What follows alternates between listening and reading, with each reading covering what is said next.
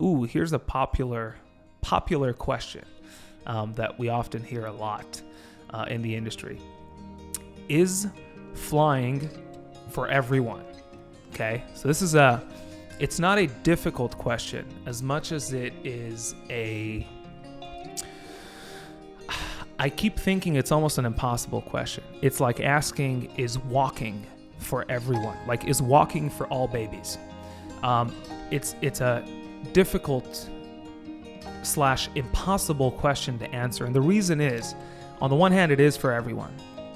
On the other hand, what if a baby takes 5 years to figure out how to walk, right?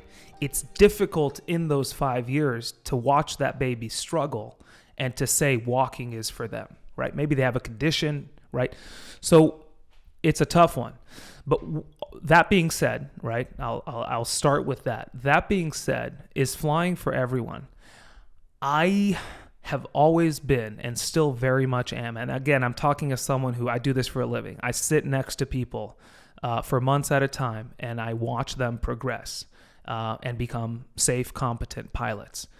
And I have to go with, yes, flying could be for everyone. Now, just like the example I gave a moment ago with walking, definitely some people pick it up faster and easier and smoother and quicker than others.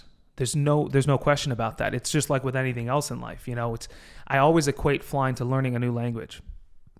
I talk about the language part a lot when I talk about, it's not hard, it's just new, just like a language, right? There's 5-year-old kids out there who are speaking a language fluently that you are trying hours every day to figure out, and you can't. So it's not hard, it's just new, it's unfamiliar.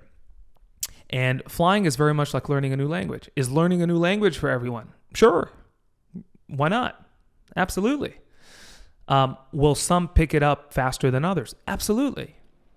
But the fact that someone might struggle with something more than another person, I have a hard time referring to that or seeing that as if that thing is not for them.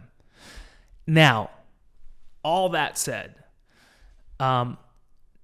did I come across people in my life and heard stories about people who just, for whatever reason, struggled getting past this is a good way to put it. They struggled getting past their struggles. Yes, I have. I've heard of people like that. And they quit. They moved on. They stopped flight training. They moved on from it. But was it not for them? I don't know. I have a hard time saying that flying is not for people. Now, there are legitimate stuff that come up in people's life that might prevent them from being able to become a pilot. Some people have physical conditions that might prevent them from holding a medical. So in a way, flying is not for you. Other people might be reckless by their personality. They might be not safe people. So I would, of course, say flying is not for them. But I think the person asking this question is referring to from the ability standpoint. Could everyone figure out how to land a plane? Like I said, I've always been of the camp of people who actively chooses to believe that the answer is yes. And I prove that often. I come across people who struggle quite a bit. It doesn't come easy to them.